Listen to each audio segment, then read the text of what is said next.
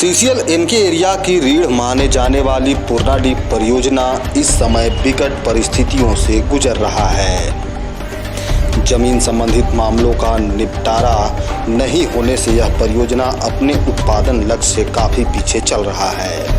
साल 2009 में शुरू हुए इस परियोजना में इस वर्ष 11 वर्षों में कई कीर्तिमान स्थापित कर कोयला के क्षेत्र में अपना नाम बनाया है, लेकिन वर्तमान में इस परियोजना की हालत काफ़ी दयनीय है। अभी तत्काल की बात की जाए तो कोयले का उत्पादन तो सही ढंग से चल रहा है, लेकिन यह कब तक चलेगा यह कह पाना काफ़ी मुश्किल है। देश को कोयले से ऊर्जा प्रदान करने वाली कोल इंडिया आज अपनी रफ्तार के लिए जानी जाती है। उसकी सीसीएल इकाई है और सीसीएल इकाई के इस समय हम पूर्णाडीप परियोजना में खड़े हैं। आप देख रहे हैं मेरे पीछे कोयले का उत्पादन जो है काफ़ी तेज़ी के साथ किया जा रहा है। साल 2009 में शुरू की गई यह परियोजना अपने इस बीते वर्षों में कितने ही कीर्तिमान को स्थापित किया हुआ है, लेकिन इस समय यह परियोजना काफ़ी उतार और चढ़ाव के बीच चल रहा है। लेकिन अधिकारियों की कार्यकुशलता के कारण अभी भी उम्मीद है कि यह परियोजना आने वाले कुछ वर्षों में और भी कीर्तिमान स्थापित करेगा।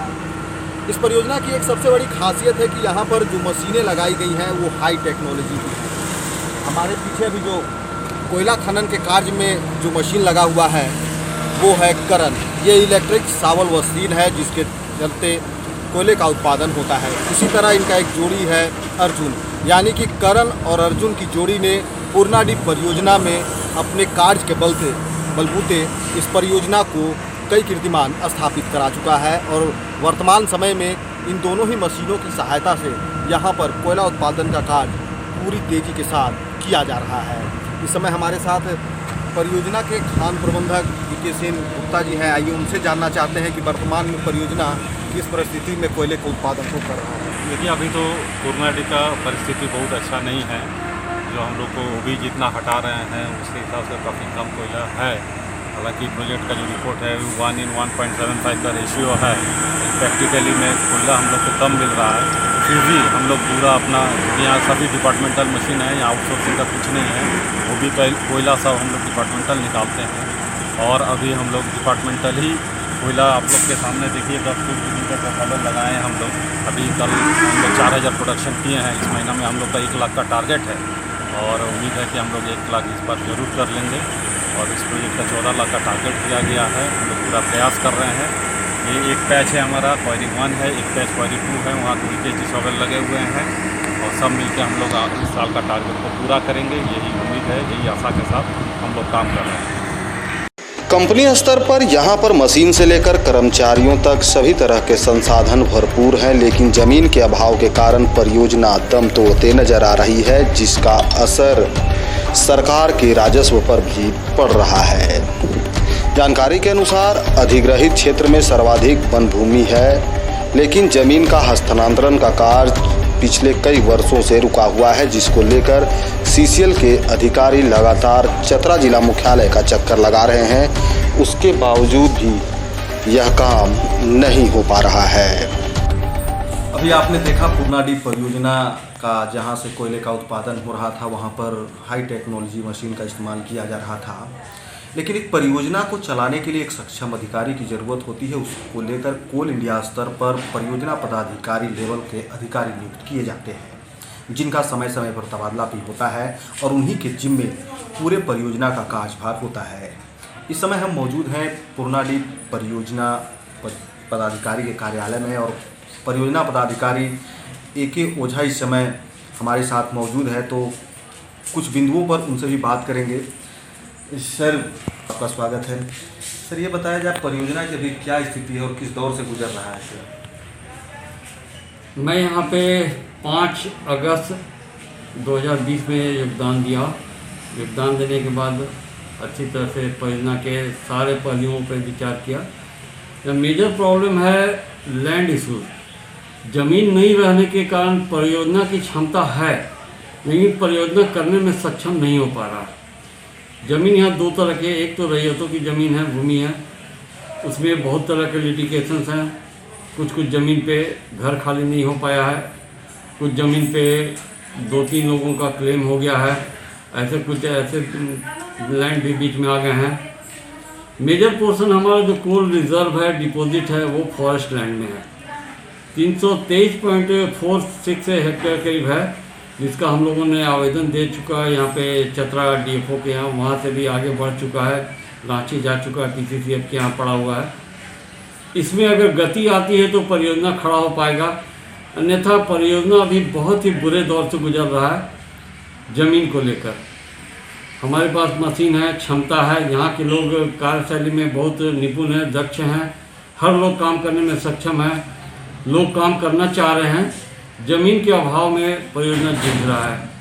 19 तारीख को हम एक उच्च स्तरीय बैठक थी चतरा में, इसमें DC के साथ साथ सारे लोग शामिल थे, जितने अधिकारी थे राज्य स्तर के, जिला स्तर के, उसमें मैं भी गया था। वहाँ मैं DC साहब को ये बताया कि परियोजना की जो स्थिति 14 लाख टन कोयला करना, और अभी तक हम लोग 2,75,000 के आसपास कोयला का उत्पादन कर पाए हैं। अगर राज्य सरकार हमें द्रुत गति से सहयोग नहीं करती है तो हम उत्पादन में तो पीछे रहेंगे ही, साथ साथ राजस्व देने में भी असमर्थ रहेंगे। इससे राजस्व की भी बहुत बड़ी हानि होगी। मैंने पूर्ण कोशिश की अपनी तरफ से, DC साहब को ये बात बताया कि आप इस पर कृपया करके आगे देखें, सभी बिंदुओं पर विचार करें, और जो भी रैयतों का या जो भी GM के लैंड का ऑथेंटिकेशन है जल्द से जल्द करवा दें, ताकि हम विस्तारीकरण में भूमिका निभा पाएँ, विस्तारीकरण करें, ताकि कोयले का उत्पादन भी हम बढ़ा सकें। इससे राजस्व की भी हानि हो रही है।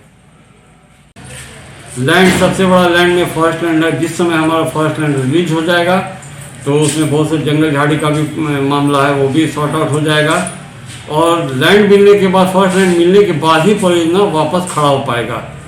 अब हम लोग उसी पे लगे हुए हैं ताकि जितना जल्दी हो सके ज़मीन का अधिग्रहण, भूमि, फॉरेस्ट लैंड एक्वायर कर सके, ताकि हम लोग फिर खड़ा कर सकें। साथ साथ हम लोग ग्रामीणों से भी लगातार बातचीत कर रहे हैं। अभी आप देखिए, थोड़ा देर पहले हमारे यहाँ ग्रामीण लोग आए थे, बैठक हुई। बैठक होने के बाद उनको भी हमने समझाया कि परियोजना चलाने के लिए आपका सहयोग शुरू से निरंतर मिला है, और आप अभी भी हमें सहयोग करें। ग्रामीणों को समझाना थोड़ा दिक्कत है, पहले भी ग्रामीणों को बहुत समझाया गया, परेशानी तो हमें भी हो रही है। इसी परेशानी के बीच में हम लोग किसी तरह चला पा रहे हैं परियोजना को। अभी बहुत बुरे दौर से गुजर रहा है परियोजना। कुछ नई तकनीक का भी इस्तेमाल हो रहा है सर यहाँ पर? आसपास में हम लोग जैसे ज़्यादा दूर पे, जैसे 100 मीटर के अंदर भी ब्लास्टिंग कर रहे हैं। कुछ ऐसे हटमेंट्स हैं, गांव में घर हैं, तो उसके लिए हम लोग इलेक्ट्रॉनिक्स डिटोनेटर का भी यूज़ कर रहे हैं ब्लास्टिंग में, ताकि किसी तरह का आसपास के स्ट्रक्चर को क्षति न पहुँचे। टेक्नोलॉजी अपग्रेड हो चुका है। हम लोग प्रयास करते हैं कि किसी तरह का कोई क्षति न हो, आसपास के गांव के घरों में कोई क्रैक नहीं हो। सारा बातों को ध्यान में रखते हुए हम लोग माइनिंग का कार्य कर रहे हैं। शुरुआत के दौर से ही एनके एरिया परियोजना की रीढ़ कहे जाने वाली पूर्णाडीह परियोजना ने अपने कार्यकाल में कई बड़े कीर्तिमान को भी स्थापित किया है।